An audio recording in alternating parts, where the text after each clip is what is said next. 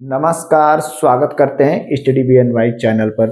दोस्तों, हम लोग कवर कर रहे हैं Newton's law of motion chapter को और इस चैप्टर का ये लेक्चर नंबर दूसरा है। पहले लेक्चर में हम बल क्या है, बल के प्रकार क्या है, इनको बहुत बहुत बेहतरीन तरीके से जाना और समझा। साथ ही साथ हम लोग यह भी जाने कि किसी वस्तु के गति का जो मूल कारण होता है वो क्या होता है, फोर्स होता है। परंतु जब हम किसी वस्तु को गति अवस्था में ले जाते हैं, कहें तो गत्यात्मक अवस्था में ले जाते हैं, गति की अवस्था में ले जाते हैं, तो हमें बल लगाना पड़ता है। लेकिन जब वस्तु गति में आ गई, हम बल लगाते जा रहे हैं, वस्तु आगे बढ़ती जा रही है, लेकिन अगर हम बल को अचानक रोक देते हैं तो फिर भी वस्तु जो होती है वो गति अवस्था में ही रहती है, विरामावस्था में नहीं रहती है। जबकि हमने बल लगाना क्या कर दिया, हटा दिया या फिर बल को शून्य कर दिया। व्यवहारिक रूप से ऐसा ही होता है। जैसे हम किसी साइकिल पे क्या कर रहे हैं, पॉडिल से बल लगाकर साइकिल को आगे बढ़ाते जा रहे हैं, बढ़ाते जा रहे हैं, लेकिन अचानक पैर हम हटा दें, फिर भी हम देखते हैं कि हमारी साइकिल क्या होती है, आगे बढ़ती रहती है। यानी हमने क्या किया कि हम बल को लगाना क्या कर दिया, हटा दिया। यानी एफ बराबर क्या कर दिया, फोर्स को जीरो कर दिया। फिर भी जो ये साइकिल है ये गति क्यों करती है, पहला क्वेश्चन। सारे क्वेश्चन को का उत्तर जो होगा दोस्तों इसी टॉपिक पे छिपा है। या फिर हम दूसरे शब्दों में कहें कि दो गाड़ियां हैं, अगर दोनों को हम समान वेग से लेके जा रहे हैं, ठीक, v वेग से, तो क्या इन दोनों वस्तुओं को, यदि एक वस्तु का m1 द्रव्यमान है, दूसरे का m2 है, मतलब एक वस्तु भारी है और एक वस्तु है हल्की, लेकिन इसको यदि हम एक समान वेग से ले जा रहे हैं तो क्या समान बल की आवश्यकता होगी। दूसरा क्वेश्चन, ये क्वेश्चन नंबर क्या है, दूसरा है। यदि किसी वस्तु को v1 और v2 वेग से हम चला रहे हैं तो दोस्तों क्या समान बल लगेगा, यहां भी एक क्वेश्चन है। ऐसा व्यवहारिक रूप से नहीं होता है, लेकिन ऐसा क्यों नहीं होता है, स्पष्ट है कि वस्तु के अंतर्निहित कोई ना कोई गुण है जो वस्तु की गति या विरामा अवस्था में उसे रखने का प्रयास कर रहा है। तभी तो यहाँ हम पॉडिल लगा के वस्तु को वेग देते गए, वेग देते गए, अब वस्तु क्या हो गई, हमारी गति की अवस्था में आ गई। अब जैसे ही हमने बल को लगाना शून्य कर दिया, फिर भी ये क्या है, साइकिल की गति, मतलब साइकिल आगे जा रही है, जा रही है, जा रही है। यानी कोई न कोई इस वस्तु में गुण जो है विद्यमान है या अंतर्निहित है, उसी गुण के कारण साइकिल का वेग मिल गया तो वो वेग की अवस्था में रहना चाहती है। मैंने दूसरा जो प्रश्न पूछा था उसका भी उत्तर तलाशते हैं। जब हम देखते हैं कि कोई भारी गाड़ी है तो उसे हमको ज्यादा वेग लगाने की आवश्यकता पड़ती है। यानी वस्तु के अंदर कोई ना कोई गुण है जिसके कारण यदि इसका भार ज्यादा है तो ये ज्यादा बल के कारण ये या तो अपनी गति अवस्था में आती है, या फिर अगर गति अवस्था में है तो उसको रोकेंगे भी तो क्या होगी, इसको ज्यादा बल लगाने की आवश्यकता पड़ेगी।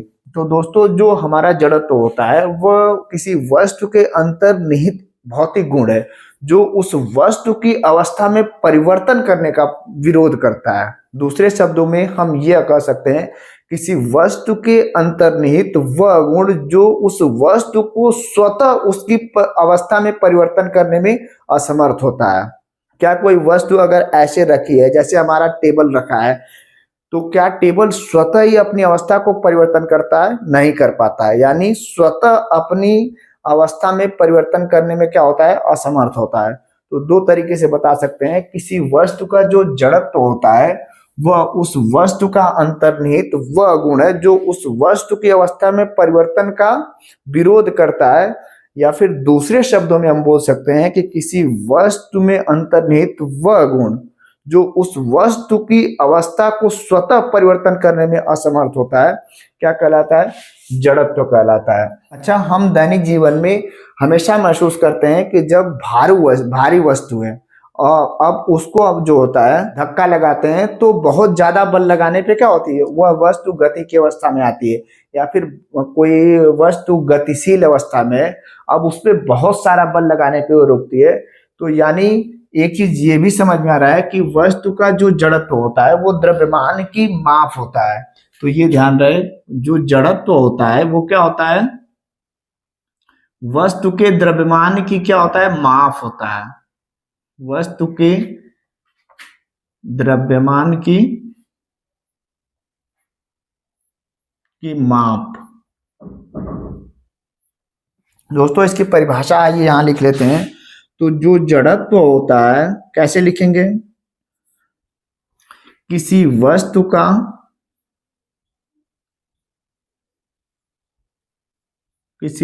का वह भौतिक गुण, भौतिक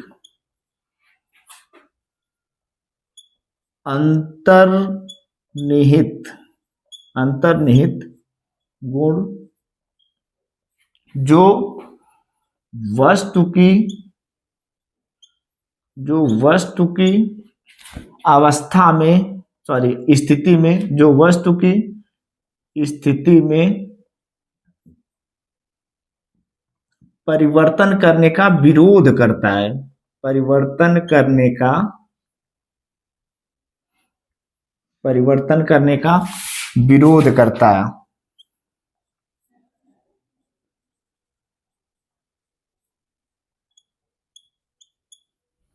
और दूसरे हमने क्या जाना कि जो जड़त्व होता है वो वस्तु के द्रव्यमान की माप होता है। ये कैसे सीखा है जाना? सामान्यतः हम लोग जानते हैं जब किसी वस्तु का द्रव्यमान ज्यादा होता है तो उस वस्तु को रोकने या चलाने के लिए हमें ज्यादा बल की आवश्यकता पड़ती है। अब ऐसा क्यों होता है? मैंने आपको बता दिया कि यह वस्तु में अंतर्निहित गुण है जो उस वस्तु के स्थिति परिवर्तन का विरोध करता है। अच्छा, जड़त्व के प्रकार की बात करें तो जो जड़त्व होता है ये कुल 3 प्रकार का होता है। बहुत सारे छात्रों को लगता है या फिर जानते हैं कि 2 प्रकार का होता है। पहला होता है विराम का जड़त्व। क्या होता है? विराम का जड़त्व। विराम का जड़त्व। दूसरा होता है गति का जड़त्व। क्या होता है? गति का जड़त्व। और जो हमारा तीसरा होता है वो होता है दिशा का जड़त्व। क्या होता है? दिशा का जड़त्व। तो दोस्तों अब तक हम लोग जान गए कि जड़त्व क्या है? किसी वस्तु के अंतर्निहित गुण है जो उस वस्तु की अवस्था को के परिवर्तन का विरोध करता है या फिर स्वतः उस वस्तु की स्थिति को परिवर्तन करने में असमर्थ रहता है। और उसी गुण को क्या कहते हैं? जड़त्व कहते हैं। किसी वस्तु का द्रव्यमान जितना ज्यादा होगा उस वस्तु में जड़त्व जो होगा उतना ज्यादा होगा। आइए इसको दोस्तों मिटाते हैं और जड़त्व के जो प्रकार हैं उसको एक एक करके देखते हैं। दोस्तों अब तक हम लोगों ने जाना कि जो जड़त्व होता है वो 3 प्रकार का होता है और उसमें पहला हमारा क्या था? विराम का जड़त्व, दूसरा था गति का जड़त्व और तीसरा क्या था? दिशा का जड़त्व। तो आइए अब बात करते हैं विराम का जड़त्व। विराम के जड़त्व को हम अंग्रेजी में इनर्शिया ऑफ रेस्ट के नाम से भी जानते हैं। अच्छा, इसके परिभाषा की बात करें तो किसी वस्तु की वह असमर्थता जिसके कारण वह स्वयं अपनी विरामावस्था में परिवर्तन न कर सके। दूसरे शब्दों में कहें तो किसी वस्तु के अंतर्निहित वह भौतिक गुण जिससे वस्तु अपनी विरामावस्था के परिवर्तन का विरोध करती है तो उसे क्या कहते हैं? विराम का जड़त्व। अच्छा, विराम के जड़त्व को समझने के लिए आइए हम ऐसे उदाहरण का प्रयोग करते हैं या फिर ऐसे उदाहरण लेते हैं जो हमारे दैनिक जीवन में बड़े आसानी के साथ मिलते हैं। जैसे अगर यात्री जो है बस में खड़ा है और बस अचानक चलना शुरू कर दे तो होता क्या है कि यात्री पीछे की ओर गिर जाता है। यहाँ फॉलो होता है विराम का जड़त्व। कैसे फॉलो होता है? होता क्या है कि जब बस और यात्री दोनों विराम अवस्था में थे, यानी जब बस चलना शुरू नहीं की थी उस दौरान व्यक्ति और बस दोनों क्या थे? विराम अवस्था में थे। लेकिन बस पे फोर्स लगा और उस फोर्स के कारण बस हमारी क्या अचानक चलना शुरू कर दी। लेकिन उसी के साथ साथ हमारा निचला शरीर का हिस्सा यानी पैर है वो भी क्या हुआ? अचानक गति यानी गति अवस्था में आ गया। लेकिन हमारा जो हेड होता है, सिर होता है, वो क्या होता है? विरामावस्था में होता है और वह विरामावस्था में ही रहने का प्रयास करता है। और होता क्या है कि हमारा पैर आगे चला जाता है जिसके कारण सर हमारा जो होता है वो विरामावस्था में रहने का प्रयास करता है, वो पीछे हो जाता है जिसके कारण हम लोग क्या होते हैं? गिर जाते हैं। दूसरा उदाहरण है कि कंबल को तेजी से झटकने पर धूल के कण जो होते हैं वो अलग हो जाते हैं। अच्छा, ये कैसे होता है? यहाँ भी विराम का जड़त्व लगता है। होता क्या है कि कंबल को झटकने से पहले कंबल तथा धूल के कण जो थे वो किसमें थे, विरामावस्था में थे, यानी जब हम कंबल को झटका नहीं रहे थे। लेकिन कंबल को झटकने से जो कंबल होता है वो क्या होता है, गति की अवस्था में आ जाता है। लेकिन कण जो होता है वो विराम जड़त्व के कारण, कण जिसे हम धूल बोलते हैं, धूल विराम जड़त्व के कारण वहीं स्थिर रहते हैं तथा अपने भार के कारण वो क्या होते हैं, नीचे गिर जाते हैं। और इस प्रकार हमारा कंबल जो होता है वो क्या होता है, साफ हो जाता है। यानी कंबल तो गति अवस्था में आ जाता है लेकिन धूल के कण विरामावस्था में रहने का प्रयास करते हैं, जिसके कारण कंबल से अलग हो जाते हैं और भार के कारण नीचे गिर जाते हैं। तीसरा इसका सबसे अच्छा उदाहरण है, पेड़ की शाखा को हिलाने पर उसके फल टूटकर क्या होते हैं, नीचे गिर जाते हैं। होता क्या है कि जब हम पेड़ को हिलाते हैं तो पेड़ के हिलाने से सारी शाखाएं हिलने लगती हैं। पहले पेड़ हमारा क्या था, विरामावस्था में था, परंतु पेड़ को हिलाने पे पेड़ और पेड़ की शाखाएं किस में आ गई, गति अवस्था में आ गई। लेकिन लटका हुआ आम जो था वो क्या था, पहले विरामावस्था में था और अपनी विरामावस्था की स्थिति को बनाए रखने के कारण अभी वो विरामावस्था में रहने का प्रयास करता है, जबकि शाखा अचानक क्या होती है, गति की अवस्था में हो जाती है, जिसके कारण आम क्या होता है, अलग हो जाता है और पृथ्वी के आकर्षण या फिर कहें गुरुत्वाकर्षण के कारण पृथ्वी पर गिर जाता है। चौथे उदाहरण की बात करें, खिड़की के शीशे में बंदूक की गोली मारने से क्या होता है, छेद हो जाता है, जबकि जब हम पत्थर मारते हैं तो शीशा क्या होता है, चटक जाता है। इसके कारण की बात करें तो गोली का जो वेग होता है वो बहुत अधिक होता है। अब जिसके कारण होता क्या है कि गोली जिस शीशे के भाग पर लगती है वहां का भाग जो होता है तुरंत गति अवस्था में आ जाता है, जबकि जो पूरा शीशे का शेष भाग होता है वो विराम जड़त्व के कारण क्या होता है, उसी स्थिति में बना रहता है। अतः होता क्या है कि खिड़की से शीशे में गोली मारने से गोल एक छेद हो जाता है, यानी उतना हिस्सा तुरंत गति की अवस्था में आ जाता है, बाकी इससे क्या, विराम जड़त्व के कारण विराम अवस्था में रहते हैं। लेकिन ठीक इसके विपरीत जब हम पत्थर को मारते हैं, पत्थर से मारते हैं, तो जो पत्थर का वेग होता है गोली की अपेक्षाकृत बहुत कम होता है। अतः जो पत्थर होता है शीशा पार करने में अधिक समय लेता है, जिसके कारण जो शीशा होता है वो पूरा ही गतिमान हो जाता है। परंतु ये भी तो है कि पत्थर द्वारा जो हम आघात लगा रहे हैं या पत्थर से मार रहे हैं वह पूरे शीशे को गति कराने में क्या होता है, समर्थ नहीं होता है, या फिर पूरे शीशे को गति नहीं करा पाता है, जिसके कारण हमारा शीशा क्या होता है, चटक जाता है।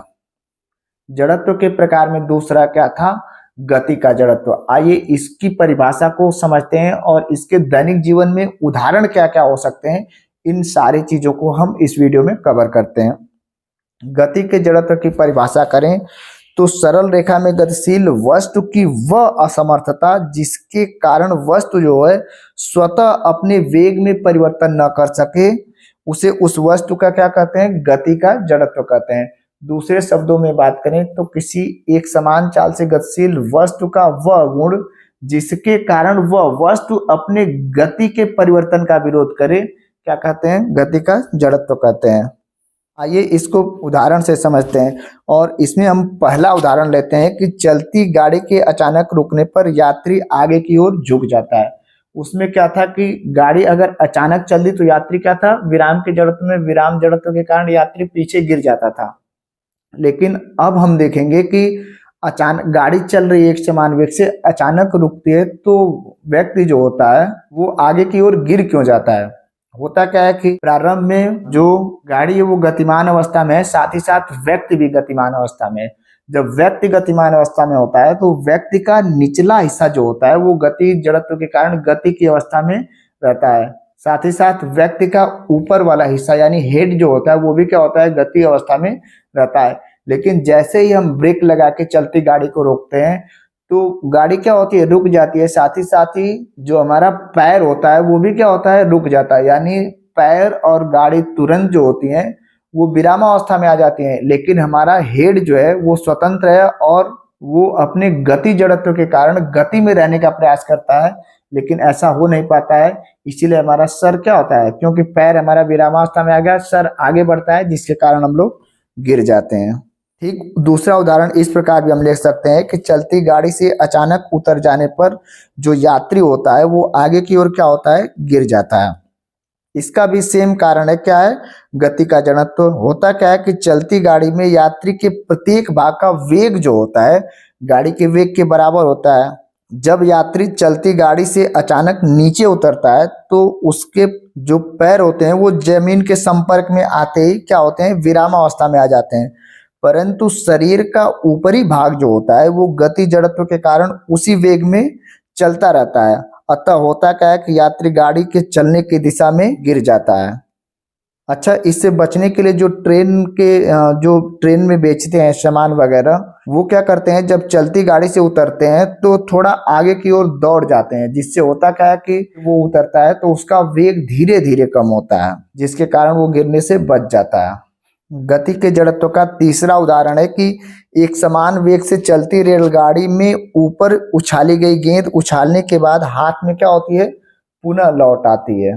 होता क्या है कि जब रेलगाड़ी चलती है, एक समान वेग से चल रही है, तो सभी चीज जो है जड़त्व की अवस्था में, किसके, गति के जड़त्व की अवस्था में। शरीर का यानी हाथ भी गति के जड़त्व अवस्था में है, यानी गतिशील अवस्था में है, गेंद भी गतिशील अवस्था में है। तो जब हम गेंद को ऊपर उछालते हैं तो हमारा हाथ क्या होता है, जिस प्रकार गति जड़त्व के कारण आगे बढ़ता है, गेंद में भी क्या होता है, गति का जड़त्व होता है, उतनी ही दूरी गेंद भी आगे बढ़ जाती है, जिससे पुनः वही स्थान पे यानी उसी हाथ पे क्या होती है, आ जाती है। तो ये किसके कारण होता है, तो गति जड़त्व के कारण होता है। जड़त्व के प्रकार में हमारा तीसरा जो था वो क्या था, दिशा का जड़त्व। आइए इसकी परिभाषा को पढ़ते हैं और समझते हैं। किसी वस्तु की वह असमर्थता जिसके कारण वह किसी निश्चित दिशा में गमन करते हुए स्वतः ही अपनी गति की दिशा में परिवर्तन नहीं कर सकती है, या फिर दूसरे शब्दों में हम कहें तो किसी वस्तु का वह गुण जिसके कारण वह गति की दिशा में होने वाले परिवर्तन का विरोध करती है, उसे ही हम क्या कहते हैं, दिशा का जड़त्व कहते हैं। इसके भी दैनिक जीवन में बहुत सारे उदाहरण है। जैसे हमारा एक उदाहरण है, जब कोई बस दाहिनी ओर मुड़ती है तो होता क्या है कि बस में बैठे यात्री जो होते हैं बाएं ओर झुक जाते हैं, जबकि बस हमारी दाएं ओर मुड़ती है। ऐसा क्यों होता है, तो ऐसा इसलिए होता है क्योंकि शरीर का जो हमारा निचला भाग होता है वो क्या होता है, गाड़ी के संपर्क में होता है, जिसके कारण जैसे गाड़ी घूमती है, घूमने के साथ वो भी क्या होता है, उसी दिशा में घूम जाता है।